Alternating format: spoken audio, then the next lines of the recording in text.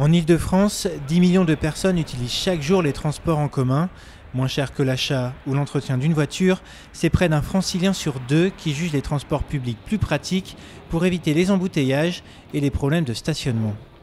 Par rapport au réseau qui existe, par rapport à la fiabilité, par rapport au nombre de grèves qui est quand même assez limité, je trouve que les prix sont quand même assez raisonnables. On n'a pas trop à se plaindre. Je trouve les prix excessifs eu égard au service rendu, au nombre de trains annulés ou aux problèmes techniques divers. Globalement, c'est pas donné. Maintenant, quand on compare avec d'autres villes dans le monde, je pense à Londres notamment, qui est très très cher, je pense qu'on n'est pas les plus à plaindre.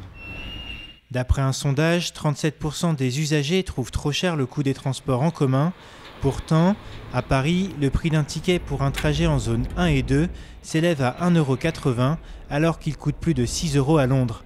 Les Franciliens sont-ils privilégiés ? Privilégiés non, dans la mesure où le réseau transport en commun nécessite encore beaucoup d'investissements pour le remettre à hauteur. C'est un réseau qui a vieilli et qui implique des investissements assez lourds qui ne sont pas tous réalisés. 787 millions d'euros vont donc être mobilisés pour moderniser le réseau, un coût qui a eu pour conséquence d'augmenter en moyenne de 3% le tarif des transports en Île-de-France le 1er janvier dernier.